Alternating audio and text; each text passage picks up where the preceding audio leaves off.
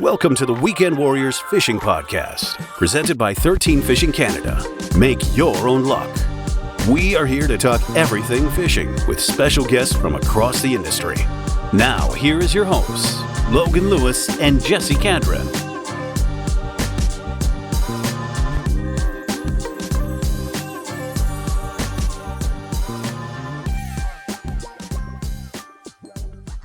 What is going on? Welcome to another episode of the Weekend Warriors Fishing Podcast. Today we have episode 96 spooled up for you. I'm your host, Logan Lewis, and I'm flying solo on this one. My co-host Jesse there was busy with changeover day in the territories with the clients.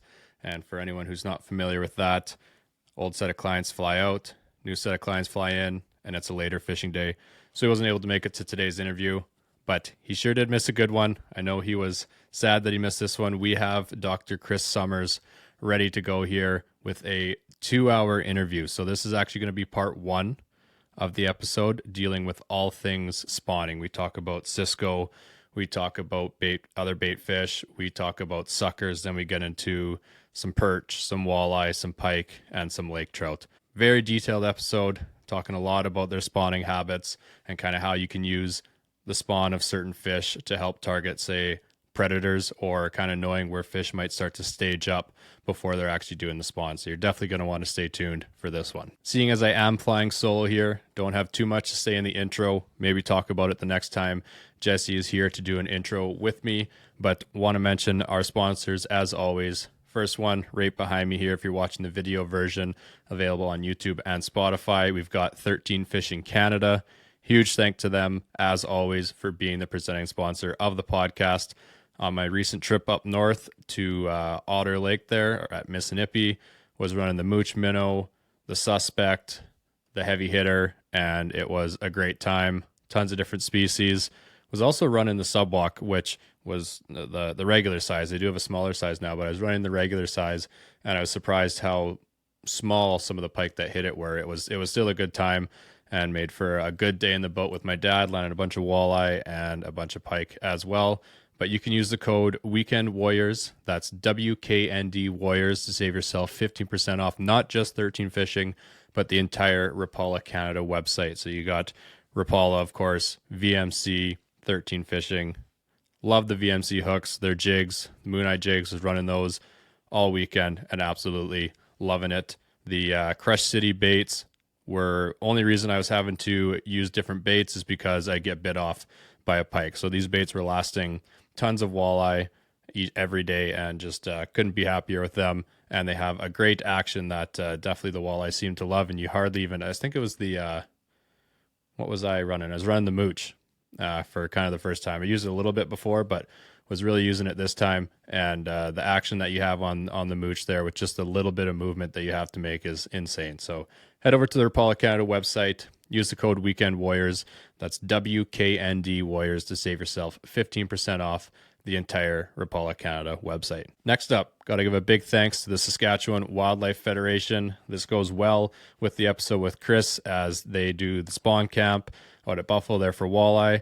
And also they've got the fish cultivation station there where they're doing all the trout species. So I actually did go into one of the stock trout lakes up north on my recent trip and landed a nice little brown trout on a Rapala countdown. I forgot all my trout spoons, and so I had to make do with a little tinner that I found on the shore.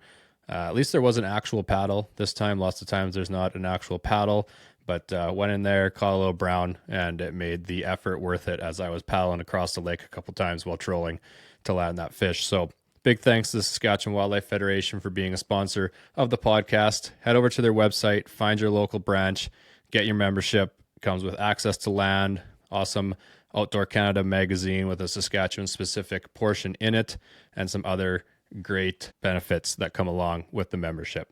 That's all I got for the intro in this episode. Nice, short, and sweet. We're going to be hopping into part one here with Dr. Chris Somers of the University of Regina Sportfish Research Group. I hope you enjoy this and learn something about the spawn. We've got Dr. Chris Somers here once again on the Weekend Warriors Fishing Podcast. We actually ran into each other at the Riverhurst Walleye Classic there. I think that was 3 weekends ago now. I think you were there the Saturday night, correct? Correct. Yeah, I was there for both days of fishing and stayed over in Riverhurst on the Saturday night. Okay. Yeah. And have you been to that tournament a couple times? Yeah, I've been to that tournament pretty much every year since 2014. Okay. Yeah, so we've been collecting information on fish at that tournament in a variety of forms for more than 10 years now, which is pretty crazy. Right. Yeah. I hadn't spent too much time there. That was, like I mentioned on past episodes, kind of my first time actually fishing that area. And it's a sweet area. It's got a nice setup with the marina there. The town was awesome to kind of hang out in Friday night and Saturday night. And then, yeah, having that marina set up, especially for the tagging program, has got to be pretty nice, hey? Yeah, it's really great. The marina is pretty large and well equipped for a place that's relatively isolated and, like you say, a small town. Mm-hmm. And but I love the lake in that area. It's so diverse in terms of what the shoreline looks like, and there's so much depth variation, and it's just a great place to spend some time on the water. Yeah, and one of your former students, former part of the research group, Ryder, there took home first place, so kind of a little bit of a full circle moment maybe for the for the crew. Yeah, it's funny because Ryder did his undergraduate independent project with me, and then he did a master's with me, and I didn't even know he was at the tournament. He brought in his big fish at 9 a.m. on Saturday, which was before I was at the weigh scales. Mm-hmm. And then I didn't see him at the weigh-in at all on either day, so he managed to slip undetected past me there at the weigh scales. But yeah, it was very cool to have him win. Yeah, that's funny you say that, because same thing. Had fished all Saturday. We were at the arena there for supper and just kind of see what was going on. And I'm like, looks like Ryder looking at the boards there. And I walk over there. I was like, since when are you fishing this? He's like, literally a couple days ago. I think it was pretty late sign up, but obviously worked out for him there, taking home first place. But for today's episode here, we're going to be talking on some spawn topics and then getting into some more of the research group stuff, as there's been quite a bit of tagged fish coming in, as we had talked about in our emails before, and then some other questions revolving around that. But before we get into that, just talking about the Riverhurst Classic there, I know one of the rules in that tournament is no fizzing of fish. Do you notice any difference in that tournament compared to, say, a Last Mountain one, where I believe it is allowed? Do you notice a difference with the fish coming in there? Yeah, so we do see a fair number of fish coming in at Last Mountain Lake tournaments that have been fizzed by the anglers before they bring them to the weigh station. At Riverhurst, we see basically none. So there's a night and day difference in terms of application of that technique. Mm-hmm. In terms of whether that affects the recapture probability, we're still crunching numbers on that. So unfortunately, this type of program takes a very long time, because you got to tag enough fish and then get enough recaptures to see if there are any differences between, say, fish that are fizzed versus not. Mm-hmm. And so we're still racking up numbers there. Luckily, this year has been great so far. Hundreds of tagged fish coming in. So the numbers are starting to get up there. So hopefully we'll have some better information soon. Okay. And I guess they're kind of hard to compare, being a spring tournament and, say, a fall tournament as well, when you look at the Rowan's one there. So that obviously could play into it, and where the fish are being caught as well. But yeah, so you're responding to every single one of those that are coming in, the tag fish? I respond personally to every single one. When I first started, I put my email address on the tags. This was back in 2017, and I did not have any real concept at that time of how many fish would ever be recaptured. So, if you think of a lake the size of Last Mountain or Diefenbaker, and you're putting in a few hundred fish every year that are tagged, what's the probability you're ever going to see them again? And my thought was, well, it won't be that many. Mm-hmm. So yeah, I'll deal with them personally. I'll do it all, and I actually really enjoy the correspondence. Right. But sometimes we're at a point, like right now, there's probably 7 to 10 tagged fish coming in per day at this particular time, and I don't want to do a pro forma email where I just click a button and it sends you. I like to personally correspond with the anglers and talk about their specific situation. So it takes up a fair bit of time, but I think it's one of the more rewarding research activities that I do. I really enjoy that part of it. Right. Yeah, I was gonna say the personal aspect of it, I think, definitely keeps people excited about it too once they catch one, because I mean, just catching a tagged fish is cool in itself, but when you get to find out the story of what's gone on and the recaptures before you and where and when it was tagged, I think that plays into it as well. So like you said, if it was just kind of a generic email, that they might not like that as much either. So it's pretty sweet that you respond to all those. And I guess one thing you're probably happy about is that there isn't too many reward tags out there based on when you're coming back, eh? Well, this is the great thing about Saskatchewan. In most other jurisdictions, if you're going to run a program of this nature, you have to use what's called a high reward program, where you would pay a cash payout for tag returns. And we just don't have the resources for that. Like that would end the program instantly, basically, because there's no money for it. Right. So Saskatchewan anglers are doing it out of genuine interest and what I believe is care for the fishery that they enjoy so much. So they're doing it because they are secretly scientists. You know, they want to know more about the fish. They want to know about how much they grew, where they move. And that's fantastic. We can keep up that momentum. You know, it's really a great example of how researchers and folks that are out on the water every day can collaborate in a really useful way. Oh, for sure. I know. I haven't actually heard of anyone else. I did catch one. This was years ago, but you sent me what was it? I think it was like a flatfish, and then was it it was a pike lure. I think it was like some sort of blades. It was basically two lures. It was a red tag. It was the only red tag I'd ever seen out at Buffalo, and I'm guessing that was just right at the very start of the program. That was at the very beginning of the program, and those were tags that were actually supplied by the Saskatchewan Wildlife Federation. So we do a lot of work in conjunction with them, and the idea was to try to kickstart the program with some reward tags. And at that time, we weren't quite sure what the rewards were going to be, whether they would be cash or if they would be, you know, merchandise or something like that. And so you got a merchandise package, and so there aren't, as far as I know right now, I don't think we put out a red tag for quite some time. And what I try to do is send a program t-shirt or a keychain or a baseball cap or something to folks that submit more than 5 tagged fish. Okay. And believe it or not, the number of folks that have done that is getting to be a fairly long list. So, and even some guys that are up to, 16, 18 tagged fish that they've submitted since the program started. So there are a few folks that spend a lot of time on the water and are really dialed in on the walleye. So they end up submitting quite a few, but I don't want them to go completely unrecognized for their contribution. So, we try to give them something to show that we're thankful.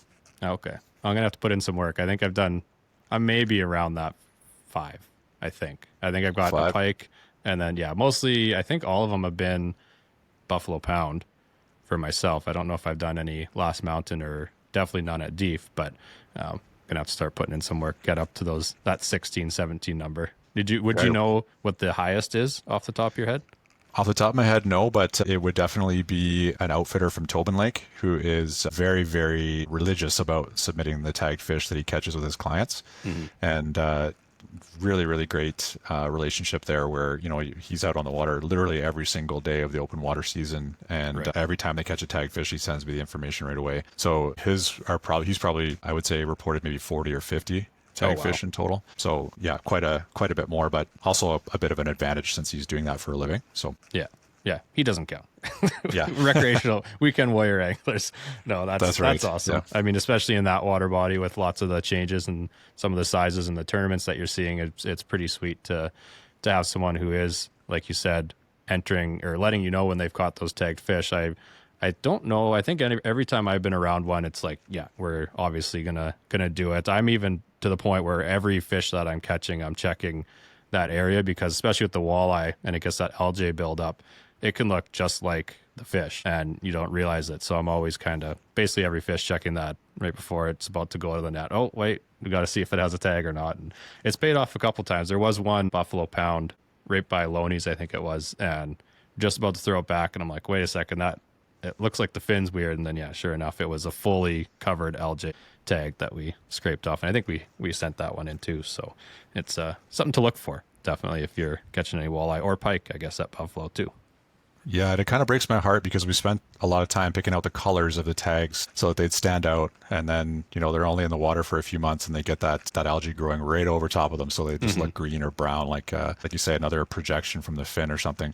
Right. So it can be difficult to see them for sure. And so if folks keep an eye on that, the second dorsal fin on walleye and the only dorsal fin on pike, you might see a weird looking, looks like a twig sticking out there that's not part of the fin. Yeah. Then you can just use a thumbnail to scrape it off and you can get the information off of it fairly easily. But you got to know it's there in order to do that. So yeah, and I take a picture of it because there's no way I could remember the number 5 seconds later after I've just released it. So that always helps too, especially if it's kind of harder to read. You can figure it out too if you didn't get it totally cleaned off there. But I think getting to some spawn talk here.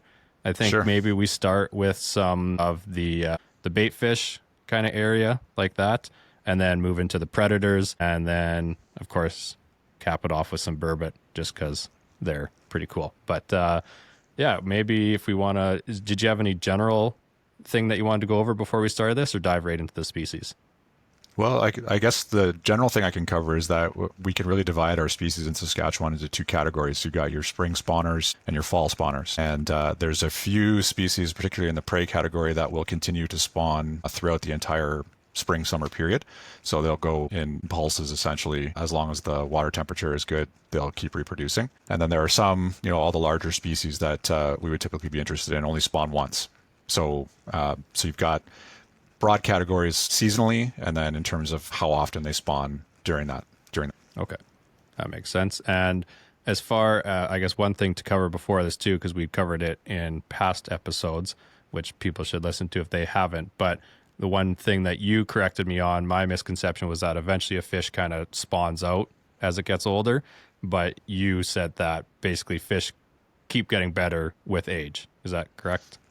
That is correct, yeah. So the idea that fish become old and what's called senescent, basically meaning that they're just taking up space, right? You got a 20-year-old 34-inch walleye cruising around out there. People used to think that that fish was no longer reproductively valuable to the population. And it turns out that that's absolutely not true, that fish that are large like that and old make a very important contribution, both in terms of number of eggs that they put out, but also the quality of the eggs that they put out. So that notion that a big fish like that is senescent is obsolete.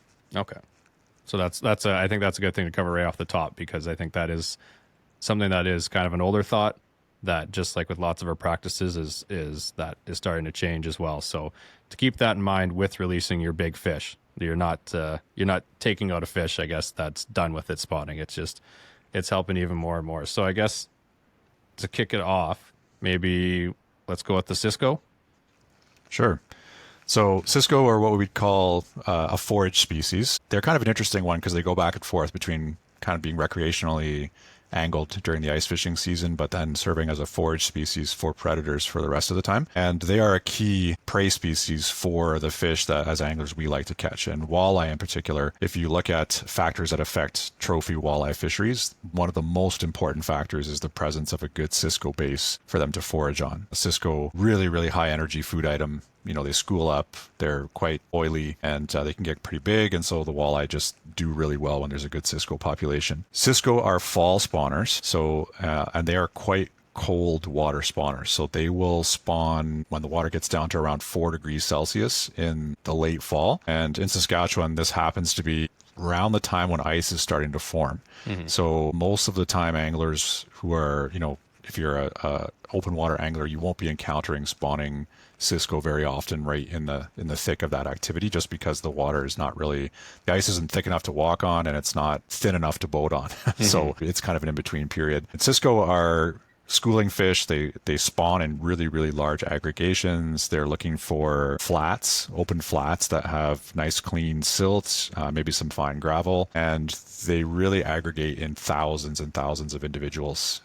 And so, if you encounter a group of them, if you were running a sonar, a live scope or something, and you were scanning forward and you were to encounter a group like this, you would see literally a wall of fish mm-hmm. on the live scope. Not much is known about Cisco romance. So what happens between males and females in these big groups is not really that clear, but males do attend females, so they sort of hover around them, and the females do what's called broadcast spawning, which is essentially they spill the eggs out, and the males do their best to fertilize them by ejaculating milt on them as the eggs are falling in the water column, and then they all settle on the bottom, and they take quite a long time to hatch. So if you think about the biology of ectotherms of fish, the old term is cold-blooded. They're starting the process off at 4 degrees. It's going to get a little bit colder over the winter, and there's going to be this long period of egg development, and then the young cysts are going to hatch out in the early spring. Okay. So kind of a neat biology that's all revolving around very low temperatures, very slow development. But what they're looking for when they're spawning are these big open areas with a nice clean bottom, and typically in 3 to 10 feet of water, and sometimes adjacent to a drop off or something where they can come in from deeper water and then hit that flat for spawning. Right. Okay. Well, that makes sense, because that seems to be where they're spending most of their time, is that suspended in deeper water. Especially, if you're ice fishing around that 25 to 30, you seem to be finding them, especially if you've got that deep water. adjacent to you. So that makes sense there. And I guess one reason that we wanted to cover this, or that I thought this would be good to cover, is that's kind of where you'll find your predators as well, whether it's the pike or walleye on, say, early ice, right? Absolutely, yeah. So if you are able to identify Cisco spawning areas, you are therefore able to identify the buffet restaurant for your predators, right? Yeah. So if you can do that, if you can identify your bays with your, the right substrate on the bottom, adjacent to the right drop off, and you're on early ice, you should be able to find your walleye and your pike in that same general area, because they would have been associated with feeding on the Cisco while they were spawning, or still potentially making forays in and out of there. Okay. Okay. Yeah. So that's when kind of bigger baits too can come into play. I know I've heard quite a few times on Last Mountain that someone has a bigger Cisco or just bigger bait on their tip up, and they're getting 28 plus inch walleye on it as well, mixed in with their pike that they're targeting. And these Cisco, especially ones that would be spawning, are all, especially on Last Mountain, pretty good sized fish as far as Cisco go, right? Absolutely, yeah. So you're looking at probably 30 centimeters, 12 inches kind of and above. So you'll get 12 to 15 inch kind of range for Cisco. Mm-hmm. And so you could imagine that the corresponding bait that you would use would be quite large. And when I grew up on the Great Lakes, we would often troll for walleye using downriggers. You set your downrigger at 15 feet, and we put on these huge Williams wabblers, those big silver spoons, and catch walleye on those. That was the sort of matching the hatch approach. There was something big, really big and silver to match the Cisco. Right. Yeah. No, and then that makes sense. And kind of wanted to cover the Cisco, as they're also kind of a nice fish to make you feel better about a day that's maybe slower. The Cisco seem to show up, and you might be going after walleye or whatever, perch, or maybe even burbot, and some Cisco start coming around. Oh, I'll catch these. They're still fun to catch. They kind of act like a miniature lake trout, the way they'll chase the bait in the ice fishing season there. So can't complain about that kind of fun. And like you said, the numbers that they show up in and school around, and you can really have some fun with the Cisco. And I guess with that, I'll say, don't just toss them on the ice. That's just a waste. We've covered that before. Like you said, they're an important food source.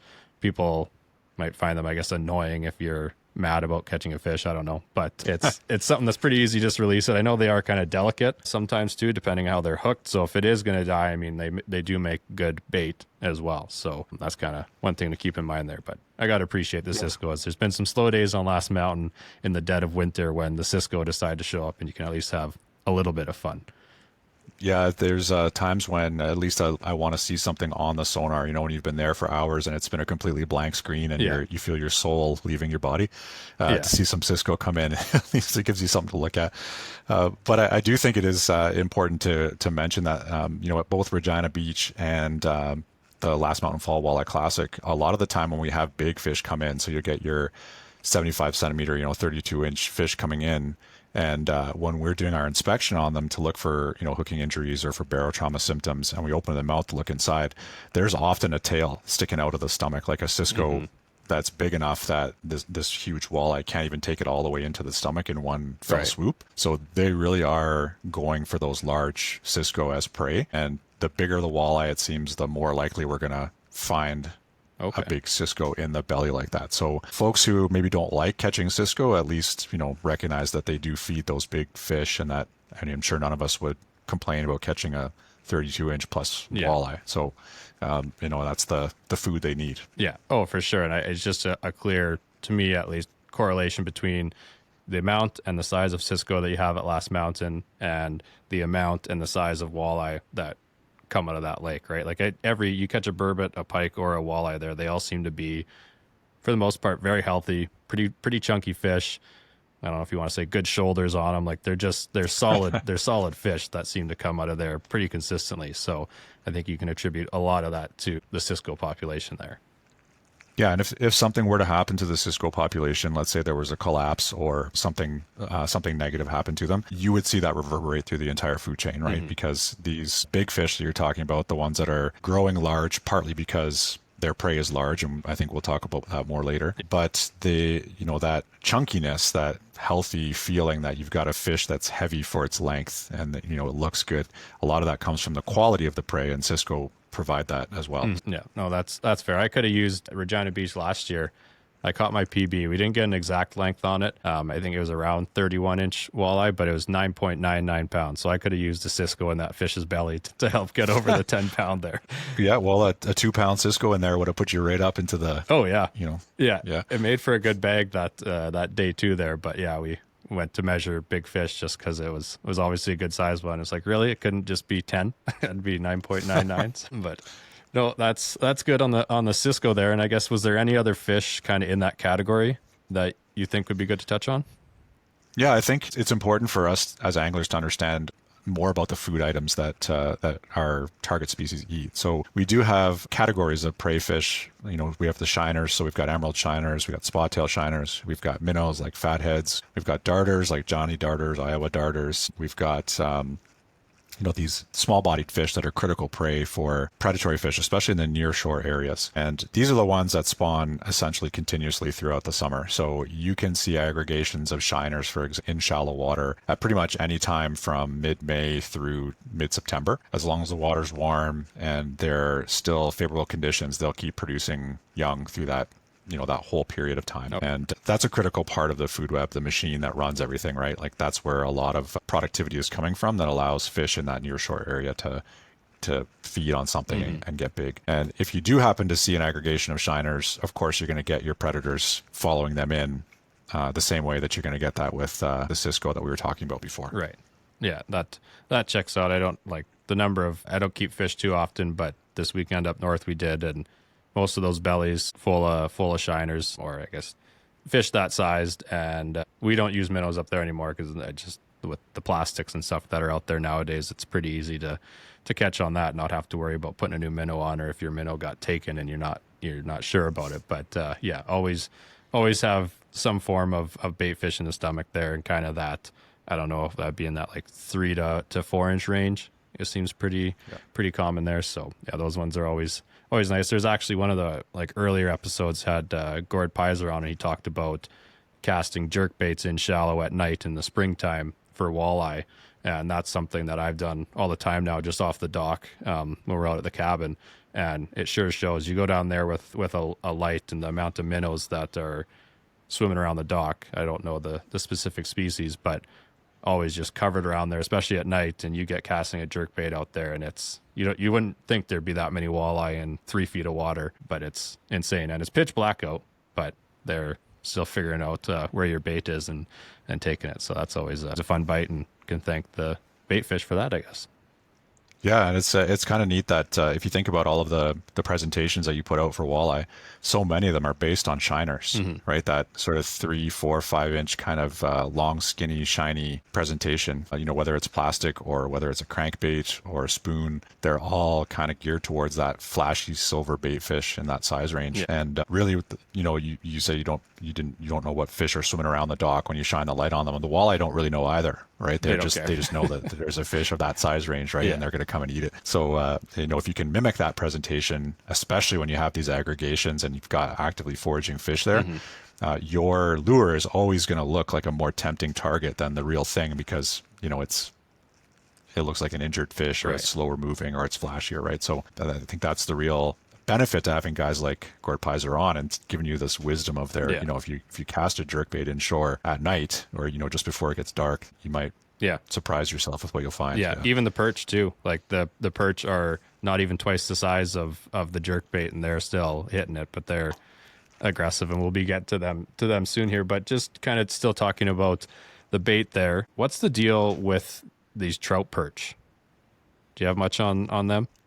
Is that... Yeah, trout perch they're kind of a neat species. They are, as the name implies, they have properties of both trout and perch. So they're a small fish. They only get to be, 5 inches long, but they have an adipose fin on their dorsum, which is very similar to what trout and salmon have, this little fleshy lobe. And but they have little speckles, and they have a face that looks sort of like a yellow perch's face. They do not aggregate in large numbers. They're more spread out. You get a handful of them here and there. But they have a similar ecology to the shiners, in that they'll be spawning in the spring, and they'll be spawning in near shore areas, and associated usually with some kind of vegetation. Okay.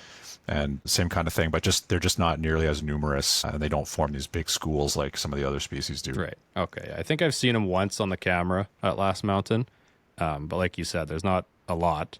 and they're that one I think that I remember was solo. If that. Right. Yeah, I'm pretty sure. We often catch them in live traps solo. So when we're surveying for bait fish in your shore habitats, you'll get, a handful of fathead minnows, maybe a couple spot tail shiners, and then a couple juvenile perch, and then you get one trout perch. Oh, okay. So they usually don't come in large numbers at all. One of the things about them, though, is they are supposed to be a good indicator of water quality. So if you do see trout perch, even in small numbers, it's supposed to indicate that the water is of good quality in that area. Okay. So that's a plus if you see them on your camera. Right. That's good. And that's kind of off topic of the fish, but is that similar to the leopard frog being a good indication of the environment? Absolutely. Okay. Yes. Yeah. So when conditions are good, you have, good leopard frogs. And if things go awry with water chemistry, salinity, any kind of sort of water management, then you start to lose those sensitive species first. Okay. Cool. Well, that kind of covers the bait topic there. Some of the forage fish. Do we want to maybe go from smallest to largest here, starting with some yellow perch? Yeah, I think that makes sense because yellow perch are very much like Cisco in that they span both, right? They're kind of a forage fish, but also a recreationally targeted fish. So I think that's a good transition species to go to. And we've recently been doing some research on yellow perch at the university with Dr. Richard Manzin, who's a physiologist, and collaborators at McMaster University in Ontario, looking at essentially a whole different suite of developmental characteristics. The environment affects their development, but I'm going off on a tangent there to talk about physiology. So let's talk about yellow perch. So they are spring spawners, and they are really flexible in terms of the temperature they start at compared to other species. So around 7 to 14 degrees is the range where they'll start spawning. Okay. So, you could have 7 degrees in late April, right? And then you could have 14 degrees in the middle of May, and you could have perch spawning through that whole time period there, right? So they're not as concentrated or as specific as some of the other species we'll talk about. They are also a little bit different in that they require some kind of 3D structure to put their eggs onto. So rather than broadcasting loose eggs, like, if you think of what caviar looks like, right? Mm-hmm. Like, or if you've dissected a fish I know all anglers have done this, where you cut open the stomach and you look at the eggs in the stomach and everything, not just the fillet, right? You have this big ball of eggs, and when those are ripe and get released, in a lot of broadcast spawners, they're falling individually into cracks between cobble. Or perch actually produce eggs that are much more like what salamanders and frogs produce. They're these long strands of really sticky kind of jelly material on the outside, and they stick them to vegetation or to kind of boulders or to fallen trees that are in the water, and so they don't end up on the bottom like a lot of other species do. Okay. So perch are going to be in vegetation most of the time. So what you're looking for perch spawning habitat will be marsh grass of some kind or some kind of submerged vegetation. And the odd time, maybe some large boulders with lots of space between them that would sort of play that same role. Okay. Males, again, are seeking out females. The females are the larger of the sexes, like most of the species. And again, romance is not well characterized in perch. So what are the lady perch looking for in male partners? We don't really know. But when they find what it is they're looking for, they'll start to produce these strands, and the males will fertilize them as they emerge, and the female will sort of drape them over the vegetation, and they stick. Okay. And then they develop in place there. And they're super fast developers. You're looking at 2 to 3 weeks of development time from the time the egg is laid to the time that the little tiny perch pops out and takes off. Right. So obviously temperature dependent. So the further north you go, potentially a little bit slower, a little bit later, but very, very rapid development process. Okay. Yeah, and they're pretty prolific in their spawning. Is that correct? That is correct, yes. Okay.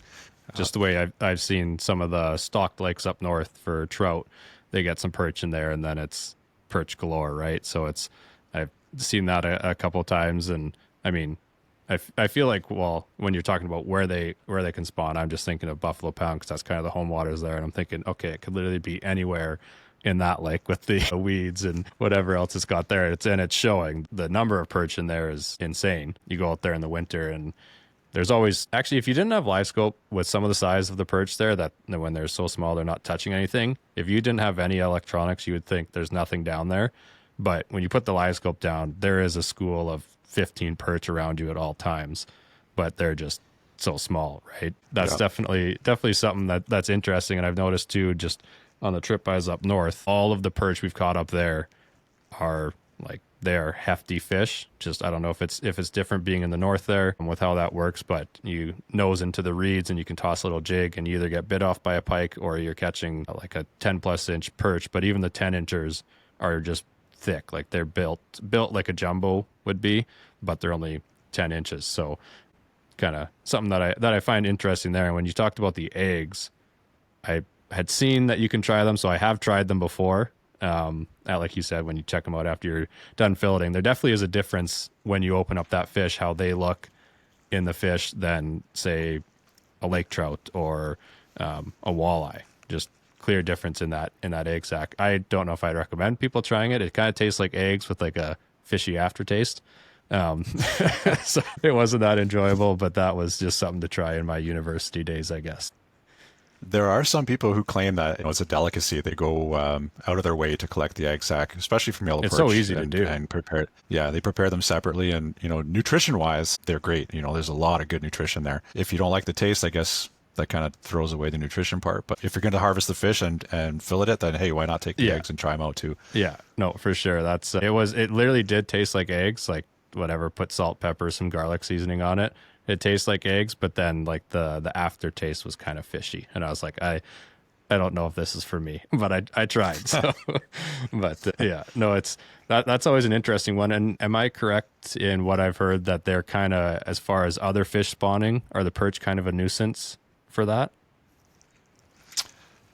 Well, it depends on who you ask and what you mean by nuisance. So the yellow perch are opportunists, so they will potentially eat the eggs of other fish if they are present during spawning, which, it's not because they're evil, it's just because they're hungry. Right. And, eggs are, as we just discussed, they're a great source of nutrition. So they can be a little bit of a nuisance that way, but they, largely there's a separation in terms of when the other species are spawning compared to when perch are spawning. And unless you get a real sort of aggregation of perch present in a place like, say, where walleye are spawning because of some other reason, like the habitat is really good for perch or something like that, I don't think there's really that big of an issue with them being a nuisance for other species. Right. And if you're a perch and you're hanging around where there's big walleye spawning, you kind of got to watch your back a little bit too, right? Yeah.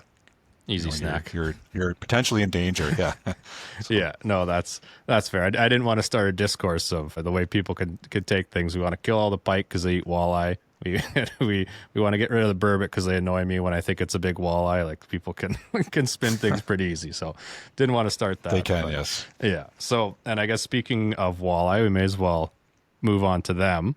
What do we got going on with the walleye?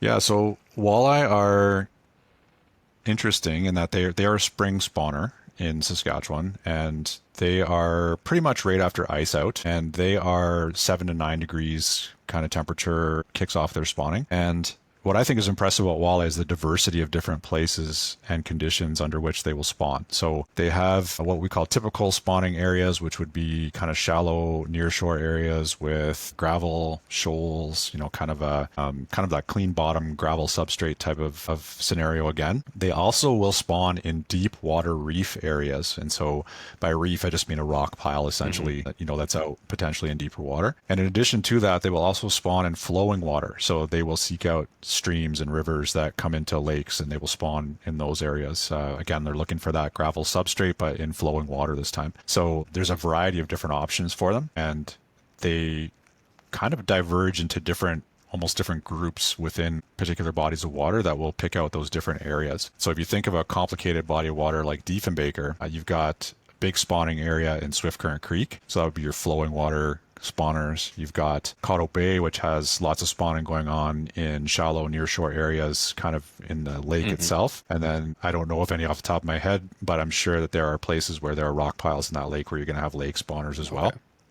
So, where walleye are spawning all depends on what's available to them and how they've diversified in the system. Right. Yeah. And that was kind of one thing too we talked about touching on is there's obviously a closed season for a reason to try and let these fish do their things. I know it's different in different provinces as far as I think in Ontario, they kind of just have dates where certain species are closed, but other fishing is open, I believe, right? Yeah, so and as far as I recall in Ontario, river mouths are always open. So if you're, if it's early spring and you're fishing in a river mouth, I think it's still allowed, or at least it was last time I fished there eons ago. Okay. Well, let's talk about why. I mean, why don't we fish during the spawn, right? And the answer is really two things. One is that we don't want people harvesting fish that are actively reproducing because we want them to make that contribution to the next generation of fish, right? Or generations of fish. The other is that there's often some fairly complicated behavioral mechanisms at play. There's courtship, there's protection of the best sites for laying eggs, and there is this, I talked about romance kind of tongue in cheek between males and females, but they are going through some kind of selection process. And, imagine if you're a female walleye, for example, and you're in this mode of I'm choosing a place to spawn, I'm looking for my male partners, and then yoink, you're caught. You got to fight a catch and release battle, and then you're put back, somewhere different than where you were put in or where you were caught from, and then you got to start the process all over again, potentially exhausted now from a catch and release event. It can disrupt the process, right? So we have this issue with the potential for harvest and mortality, and then we've got the disruption of the spawn itself, which is why we protect fish during the spawn for the most part. There are some instances where the fish population is either so large or so prolific that some agencies feel that they don't need to protect that particular spawning population, and that's where you might see some remaining open. Okay. And this can be places sometimes too where there's a perceived overabundance. So sometimes pike, for example, will stay open. Okay. And in other jurisdictions. The interesting thing is that with all of this being so temperature dependent, sometimes, our in the southern zone here, in Saskatchewan, May 5th is the opening day. In some seasons, we are still in the spawning season, or in the spawning period when open water starts. Right. And it's because we get a late winter with a late thaw, and then your water temperature doesn't hit peak spawning activity until, say, middle of May. Got anglers actually fishing for fish that are spawning. So it's not a perfect system, but it is designed to try to give the fish that chance to reproduce. Right. Yeah, it's kind of based on, I guess, when the normal, if you want to say that, is going to be going on. And I've had that at Buffalo Pound before. It was, like you said, a late ice off, and I was out there kind of, I think it was middle of May, and I was sitting on 3 marks jigging, and I literally came up and my leech was just all white. And I was like, well, and they wouldn't touch it. I sat on them. And then, finally, when I did bring it up and it was just covered, I was like, well, they're not that interested. And I was like, if that's going on here, I don't really want to mess around with any of them anyways, and kind of just called it that day, because I was like, this is going on. I don't need to mess with it. And I don't even know how successful I'd be anyways if I was still going to be fishing and they were worried about the spawn. So it definitely can happen. Or even just, I guess we didn't touch on suckers at all, but like finding that run going on, and that I've seen it happening way early in April. And then kind of, to me, that maybe has more to do with the runoff, with where they're going and where I'm seeing them. But yeah, kind of all weather dependent, and like you said, temperature dependent of the water. So the system might not be perfect, but you can't really go and say, okay, this year it's going to be this that we're closing the season, because it just wouldn't get to enough people, right, for the rules to actually be followed. So like you said, it's kind of the best, I would say, the best area they can be doing it. So yeah, the rules are only useful if they can be followed and if they can be enforced. Right. And if you have a different date every single year, it would just be a disaster in terms of both of those things, right? So I think, like you say, you pick the average and you go with that. And we hope that over time, everything will come out in the wash, right? That there'll be some years where it's much earlier. There'll be some years where it's right on the average, and then only the odd year where it's, late and potentially anglers are interacting with directly spawning fish. Yeah, and that's something we could touch on too, as like with Saskatchewan Wildlife being a sponsor of the podcast, the spawn camp that they put on, that I see posts from you guys every year there as well. There is programs like that help supplement the spawning. Like I know, I can't remember the percent off the top of my head, but some of those come back into Buffalo, and then also helps stock fish all over the province, right? Yeah, so the spawn camp it's a really interesting process, right? So the province has decided that Buffalo Pound has the right logistic setup and the right population biology for walleye to make that the place for collecting eggs and milt for the provincial hatchery. And I think that's, I feel proud of Buffalo Pound, I guess, for that particular attribute. But so they put live traps out, they catch females, they catch males.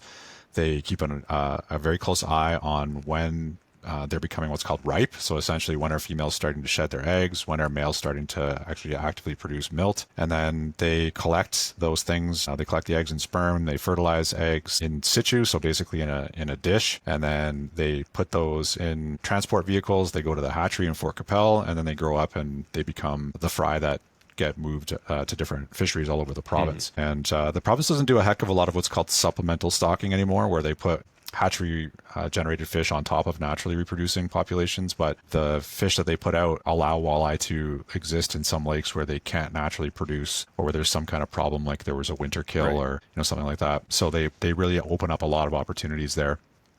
They also open up a lot of opportunities for research because they catch a lot of different fish species, right? That northwest end of Buffalo Pound Lake is kind of a really important gathering area for a variety of species, including the bigmouth buffalo, which is a species at risk. It's a conservation concern. And you've got walleye, you've got pike, bigmouth buffalo, common carp, burbot, yellow perch, white suckers. Then we've had quillback. There's a bunch of different species that all in that area. And because they're being live trapped as part of this process, they open up the door to do some research on them that otherwise wouldn't happen. So really kind of a neat system there. Right. Yeah, I do lots of my carp fishing up in that area, and in kind of in the later spring, and we've come across, I think it was a 33-inch bigmouth buffalo, and I always find them so cool. And like you said, you don't see them as often. The carp population is thriving in Buffalo Pound. You go paddleboarding in the middle of summer, you're coming across carp and bigmouth buffalo quite commonly, sunning themselves and whatnot there. But yeah, that's Buffalo Pound gets a bad rap for lots of reasons, I guess. But it's nice to know that it has something that it's putting forward for the rest of the province there, and can be happy about that, having that as the home waters. Well, don't get me started on Buffalo Pound because, just very quickly, if you think about it, it's the drinking water supply for Regina and Moose Jaw. It provides the water for the potash mine that's up at Bethune, and it provides us with our provincial fish stocking program. That's where all of our brood stock are living, right? And it's also a key recreation site. Think of how many cabins are on there. Buffalo Pound Provincial Park. You got the open water fishery. You got the ice fishery. So yeah, the water gets a little green, and it's maybe not the best place to take a swim come end of July, but in terms of providing things to the province, it's a pretty important body of water. It's a thankless job Buffalo Pound has. Yes. Yeah. No, that's good. I guess just kind of mentioning it there with the suckers, would you want to touch quickly on that? Would it be fair to put those together with pike? Would that make sense? Well, suckers, so white suckers are the most common species that we have. In fact, probably the most common and widespread species potentially on the continent. And they are spring spawners as well. And they aggregate, and they usually are spawning in flowing water. So they're looking for streams. They're looking for, you mentioned runoff. So they're looking for that flow of water in the spring.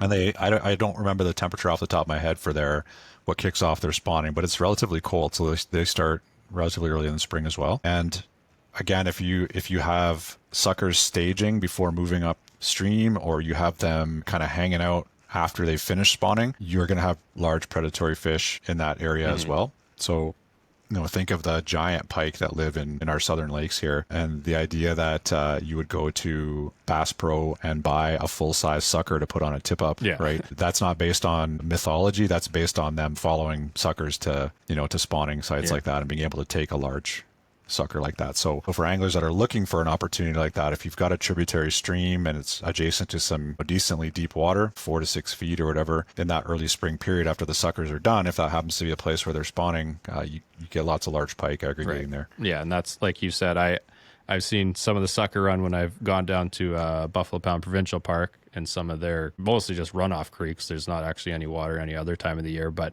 I would assume it's the raccoons have a heyday around there. There's tons of carcasses pulled up on shore, and I'm sure whatever else can get in there. But yeah, it's pretty cool to see. The water's usually pretty clear in the spring there, and yeah, there's hundreds of suckers that get going around in there. And I don't really know what it would be considered. I don't think I did a bad thing, but there's one by our cabin that there's runoff, and there's some deeper pools, but they get cut off from the rest of the lake where the suckers have run up from. So there was one year I think I was in like grade 10 or something, and we were walking up the creek just checking it out and found some in a pool that was starting to dry up. There's like 6 or 7 of them. So we went back and got a Rubbermaid tub and put them in it and took them down to the lake and released them back in the lake. And the kind of the typical idea of what people think of suckers, one of the cabin owners that was there, he's like, what are you doing throwing those into, like, put them in the garbage or something? And I was like, well, I don't think that's how it should work. Kind of thought I saved them there because they had no chance. There was a couple 100 yards of dry creek bed before the lake there. So I don't know if that's allowed. Maybe I just admitted to committing a crime, but definitely did that.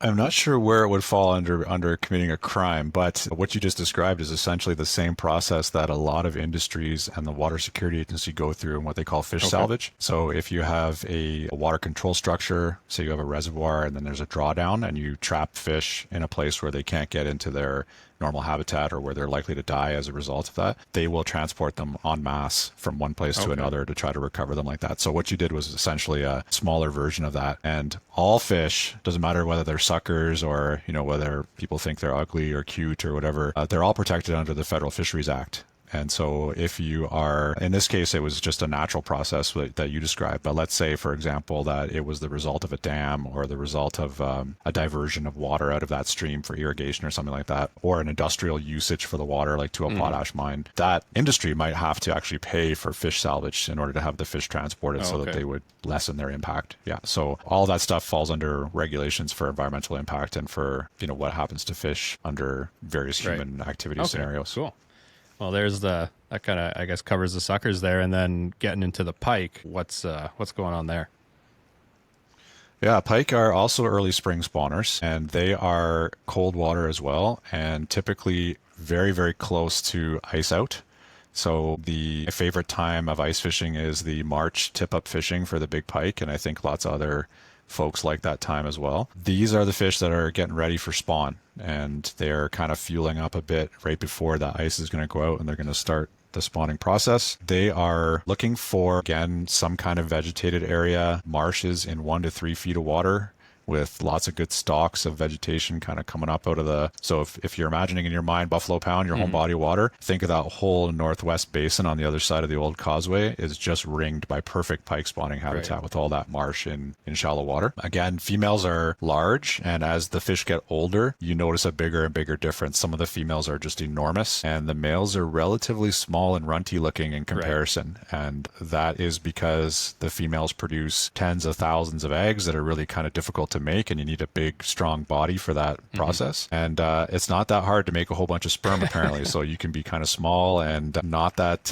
impressive and still be able to do that. So again, males are attending females, usually a group of them. So you'll have a big female, you'll have 3, 4, 5 small males all vying for her attention. And again, I don't know what triggers the decision, but she'll decide, okay, this is the right group of males, or I like this male in particular, and she'll start to broadcast her eggs, and the males will fertilize them. And very similar to perch, but they don't make the long strings, but the pike eggs stick to something. So they'll stick to vegetation, and the egg will actually stick there, and it will develop where it's stuck to a branch or to a stalk of a marsh plant. And then once it's finished developing, the little pike will pop out of that egg and then, go somewhere else. So they do need structure, and they do need access to these things to stick to. And so flood water is often really good for pike. So if you get that spring flood where you have water going up on land, either into sort of pasture type habitat or to the base of small trees, or whatever's adjacent to the river or lake, that's really good for them. So flood years are quite good for pike for spawning. Do gather up, like they stage before they go into their spawning areas. So you can, as an angler in that March time period, if you have an idea of where the fish are going to go, ultimately, you can start to concentrate your fishing effort towards the they're not going to be right in the spawning area during the ice fishing season, but somewhere adjacent to it. And immediately when they're done spawning, you can fish almost the same places that you would have in the ice fishing season, because the pike are going to be coming back out of those spawning areas and kind of returning to where they normally would be for the open water season. Well, that makes sense. There's Buffalo Pound flooded quite a few years ago. Well, not flooded, but water was pretty high. And at my buddy's place, they had one of their hockey nets off their rink from the winter set up on their lawn, but the water came up so high that it ended up being like in 2 feet of water kind of floodwater area, and we were there one day and a pike got stuck in the net. So kind of funny that you mentioned the floodwater areas, because that's exactly what it was. He's kind of towards the causeway area there, so it kind of made me think of that. But with the pike, and I guess any of these fish, is the spawning time quite a I guess physical time too? Like when you're finding lots of these fish, it looks like they're kind of beat up sometimes. Yeah, so there's a few things that are going on there. One is that they are not taking very good care of themselves. So they're not eating as much. They're not as spread out as they typically would be. They aggregate, they interact with each other. There's the possibility they can transmit conditions to one another. So some of the skin infections. If you look at pike, they are particularly beaten up by the time that they're done spawning, and it's because they're super aggressive during that time. So the males don't want other males getting close to the female that they're trying to get attention from. They are occupying space that normally these big predators wouldn't, they wouldn't allow each other in there. Let's call it personal space for lack of a better term, right? And if you get one coming in there and someone, another fish slashes at it with a bite or something, and so they get these abrasions and cuts and stuff all over their bodies. And like I said, they do transmit skin infections to each other. They're not eating as much, so they're not in as good sort of vigor in terms of health, and so they can come out looking a bit on the rough side by the time the process is all done. Okay, that makes sense. I just noticed, the walleye kind of early spring bite, they look kind of beat up, and it is more just the skin like you're talking about, and I'm sure it could be, you got so many of them in an area too, and like you said, transmitting disease and whatnot. But I've definitely noticed it when I was guiding with the pike. We get up there, sometimes the ice isn't even fully off yet, and so I'm sure we're fishing them during their spawn. Maybe I'm not haven't witnessed it, but they're looking pretty beat up as well. And like these are some big pike, and you're getting into bays with hundreds of fish sometimes, so could easily be the disease thing, the spawn, the aggressiveness, all that, and then also being caught as well up there with the timing of it, I guess. Right. Well, something that we don't empathize well with, or maybe we do, maybe Logan, you do, I don't know, you can tell me, but when these fish are going into the spawn mode, they are so driven by the need to reproduce that they basically give up on most everything else, right? So they're not really attending to their own kind of day-to-day health needs. They are focused on mating, and that's it. And so if you think about, just eating properly, having the right space, avoiding transmissible diseases, not fighting with other individuals, like none of that matters to them. They just want to get the right partner and the right spot, and they want to mate. Right. And so all that other stuff goes out the window until after. And that's why you see these really ragged looking fish coming out of the, basically what is a war zone of mating for that time period. So, and some of them won't, the odd fish will die during that time, right? Because they're just not, they don't have the constitution to make it through that process. Yeah, no, that makes sense. That's kind of similar to the rut for, say, deer. Like the does they seem to be still on it, but you get a buck that's right in the rut. It's like it is not focused on anything else other than that doe, and you can take advantage of that when you are out hunting. But yeah, it's like this deer has one thing on its mind, and it doesn't care that I'm standing right here. It doesn't even seem to see me or care that I'm here, and just like beelining it, following a doe. I've definitely seen that enough times where it doesn't work out in my favor, because the doe still picks up on things, seem to ruin more hunts than anything, and and he's just chasing after that. So definitely not. Well, I'm glad you went that direction. I wasn't sure where you were going to go when you said that is similar too, and I was thinking, oh boy, he's going to tell us about a vacation when he was in his late teens. Yeah, going to talk about the bar scene. No, for sure. No, I didn't want to delve into that one too much. Take it to the hunting route. So, yeah, no, that's good. And there was what else do we have here? I think lake trout was the only one we didn't cover. Yeah, yet. and that one you said you could talk in generalities for that one. I feel like, I guess, first one for the lake trout with the spawn camp that goes on for them. Why am I blanking right now? I've been up there a couple times. White Swan. Swan. Who is that, or is that camp still? Does it still happen, or what goes on there? Because I know there's a closed season at that lake, right? Yeah, so that spawn camp is still done by the Ministry of Environment's Fisheries Unit and the provincial hatchery, and they use that to generate their splake as part of the program for trout stocking in the province. So they're essentially doing the same things that they're doing at the walleye spawn camp. It's just in the fall, and they're collecting eggs and milk from lake trout instead of from walleye. So general purpose is the same, is to provide fishing opportunities that wouldn't otherwise exist. And when you work with a hybrid species, some of these trout hybridize with each other quite well, especially under controlled conditions. You can generate the sterile hybrids that you can put into bodies of water, and they won't reproduce. So you have basically complete control over the population size and density, and it makes life a lot easier from a management perspective. And would that kind of just made me think of, like, I know they have their brood stock for lots of the trout at the hatchery. Is there a specific reason they couldn't have lake trout there? Lake trout, the specific reason is that lake trout are a pain.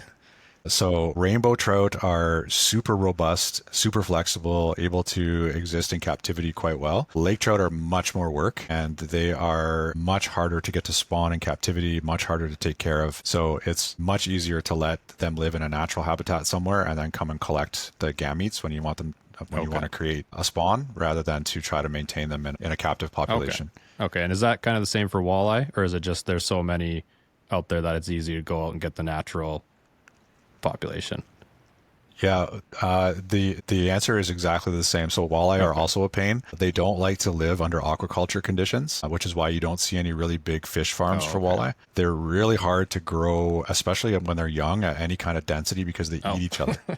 So then you end up with, a small handful of very happy fat walleye, where you should have had a whole population of fish that will make it ultimately to the market. So it's much better to let them do their thing in nature, and then to come back and collect eggs and sperm when they're naturally so that's why there'd probably be a certain time with the hatchery. Like, we talked to Daryl Crabb about the trailer out at Buffalo that does some too. And there's kind of, once they get to that certain size, they got to be released. And would it be because they're going to start eating each other?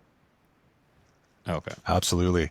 Yeah, it would be great. Like, their survival rate would be better if you could rear them to fingerling size, and you can do that if you reduce the density. But then you're getting into stressing the kind of limitations of your facility, right? So if you don't have enough holding space to get them to low density, and then you got to feed them and clean the tanks in a different way, it makes, like I said, my scientific term was it makes life a pain if you're trying to do this. It's much more difficult and more expensive to do, rather than to go the route of collecting from wild brood stocks. Okay. Oh, that makes sense. And then, back to the other pain, the lake trout. Where are we looking for lakers with the spawn? Yeah, so these guys are fall spawners. They're 6 to 8 degrees Celsius for water temperature, and they are looking for rocky substrate, and they don't want any soft material on that. So you're looking for clear rock cobble or gravel substrate. It can be near shore or it can be offshore. So if you if you know a good lake trout lake where the gravel is really nice in near shore areas, you can cast from shore and often catch big lake trout that are either preparing to spawn or are just finished. And you can also find them in offshore areas if you have major depth changes where you have this cobble kind of coming up, a sunken island or, some kind of structure like that. You might find them spawning in those areas as well. So kind of similar to walleye in that they're flexible in terms of where they spawn, but they're just looking for that particular type of substrate at the right temperature in the late fall. And I do know, I have heard some stories from northern Saskatchewan of guys that will go up there in the late fall, and you can, like I said, cast from shore, and you can catch 10 or 15 fish that are 25 to 29 inches long, and just beautiful condition at that time of year. So I guess being in the know about which cobble, which gravel beach is the right one, that's the trick. Yeah, for sure. And that's, I know, I haven't been up there for it. It would be sweet to be up there. And if Jesse was here for this episode, he'd be able to talk about it. But if they're able to be there during the spawn, or when they're staging for the spawn up in the territories there, it's insane. They have Spawn Bay, I believe it's called, and it's all the 9 boats are there, and you're casting any size bait you want in like 3 to 6 feet of water, and there's 40-inch lake trout in there and buzzing around. And I don't think they're usually there right during the spawn, but like they're starting to stage up and they're really coming in there, and it looks like an awesome time. The weather doesn't look awesome up there around that time, but the fishing looks incredible, and to catch that size of fish with their power in that shallow water too would be bit of a bucket list there for that one. But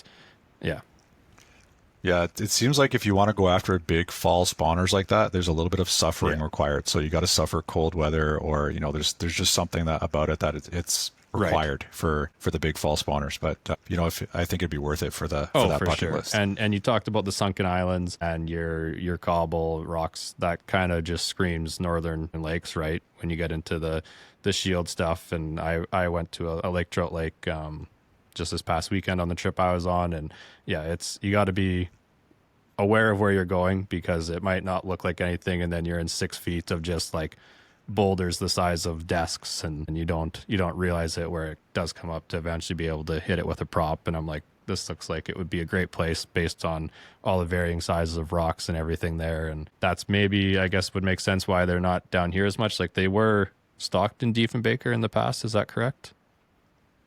Okay. That's correct. Yeah. So problem is that they require particular water conditions, particular habitat in order to reproduce, right? So you can put them into a place like Diefenbaker and you might get fish that'll live for 20 years. And then that's what happened. Basically, they lived for that time and then they died out. There was no sort of perpetuation of the population because there was no spawn. And I don't know if it's because there isn't a spawning area for them, or they just didn't develop the association with the right habitat during the time that they were in there. But it is something that you need to establish, right? If let's say if we were to go to White Swan Lake and grab some fertilized eggs and then drop the fry in Diefenbaker, just think of the probability and all the process that has to happen where these tiny little fish, they're 3/4 of an inch long. They just came out of an egg, and we're going to drop them in a new place and then expect them to grow up and learn what to eat and where to go and, where they should go to reproduce, how males and females are going to find each other. It's just a miracle that it ever happens, that it happens so often, right? So I think that's what happened in Dief, is there probably just wasn't enough of them to establish that use of the of spawning habitats. So there has been some talk of putting them back in there.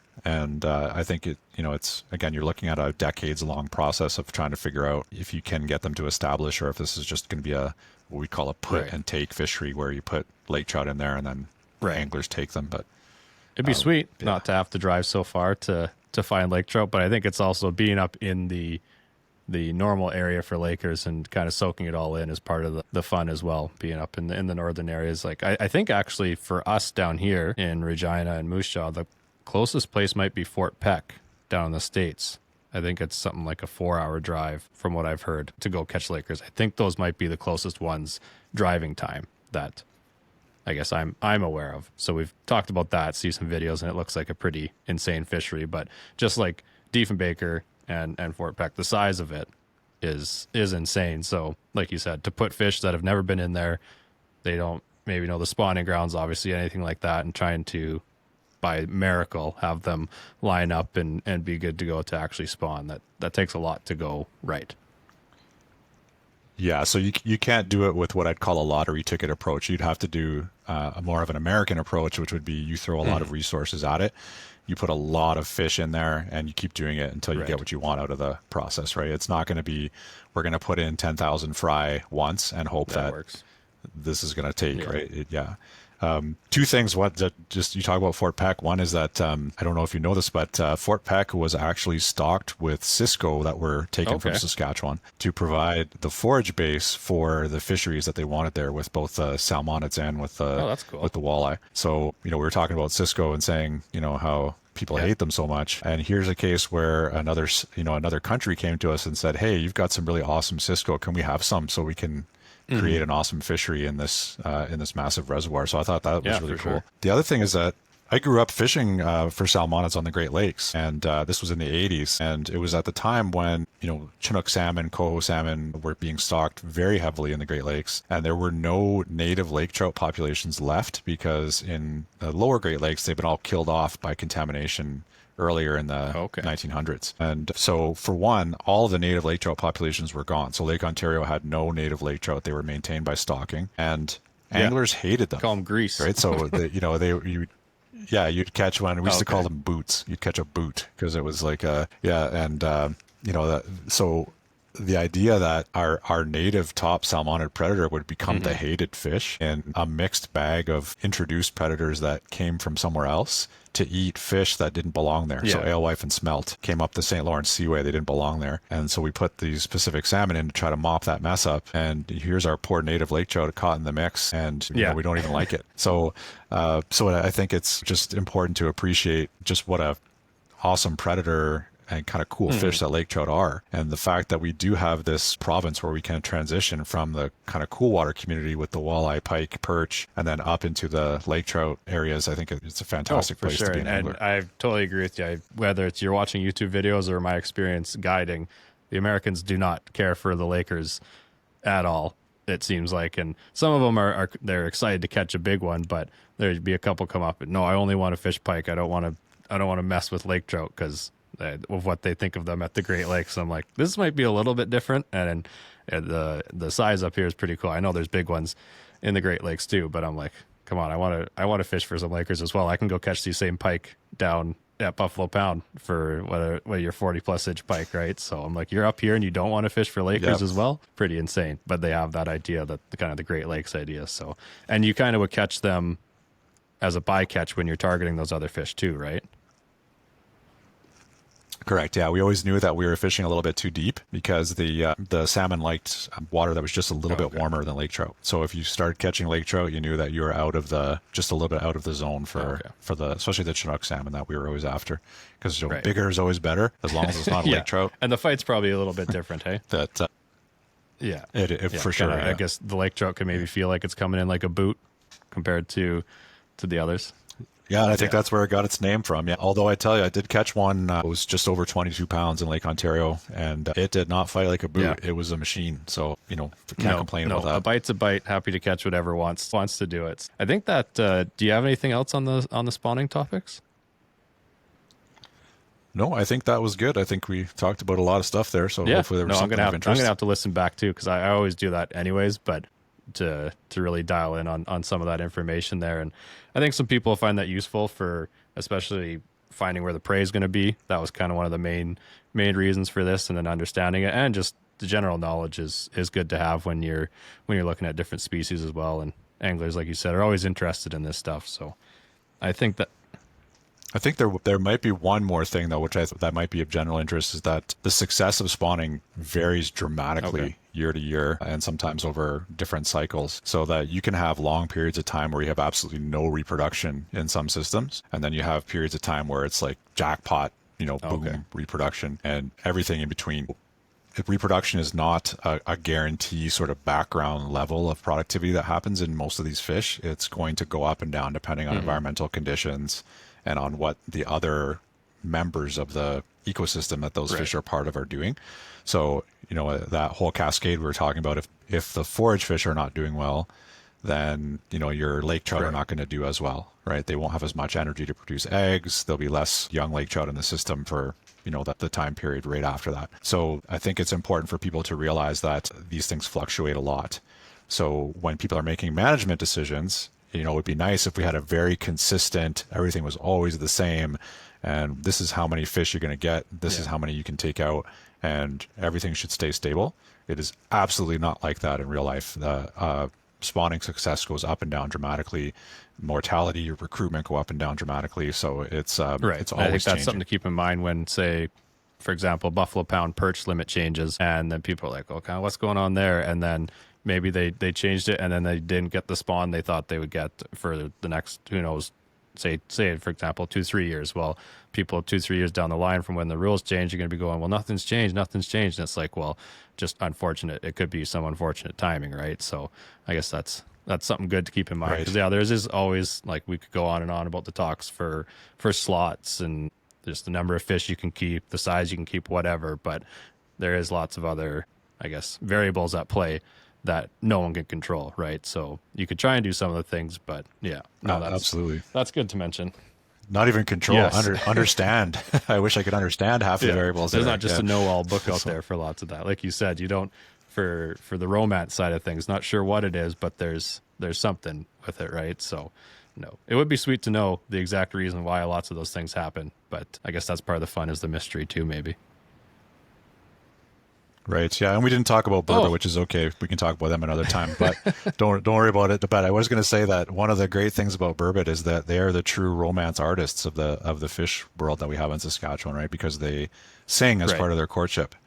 So they have these wild, I guess you'd call them orgies, these wild orgies. But before that, they they sing and they communicate before, and that there's a lot of choice going on there, which is kind of cool. But yeah, we'll talk about burbot another time, maybe an ice fishing episode or something, assuming I don't get kicked out for talking about naughty things. I do want to going with that. I do want to catch one of those on camera. I want to catch a burbot ball on camera. But no, that's good. Yeah, we talked about the spawn stuff for a while. I can't believe I forgot about the burbot, but that will just have to be a teaser for another one.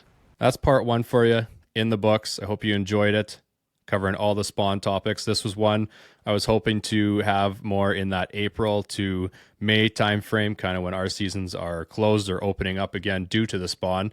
But of course, Chris, very busy guy. He also is still obviously with the university, so he's dealing with finals and stuff like that along that time. So we reconnected at the Riverhurst Walleye Classic. We were chatting in person there, and we were able to line this up. So very grateful to Chris for taking the time out of his evening to come on. This was just part 1. We have like a whole nother hour that'll be coming in the next episode for part 2. So definitely stay tuned for that. Wanted to mention that you can watch these on YouTube and Spotify as well, the video versions. All these have video versions now. So if that's something you're into more than just the audio, you can definitely check that out. And to wrap things up here, just want to give a big thanks to 13 Fishing Canada, as always, for being the presenting sponsor of the podcast. You can use the code Weekend Warriors, that's WKND Warriors, to save yourself 15% off the entire Rapala Canada website. As I mentioned at the top of the episode, I was running some Crush City, some of the Moon Eye jigs, and then the countdown landed me my brown trout as well when talking about the Saskatchewan Wildlife Federation there. So head over to the website, use the code Weekend Warriors, and save yourself 15% off the entire website. That's all I got for you in this episode. Look forward to seeing you in the next one, and good luck out there this weekend if you're managed to get out.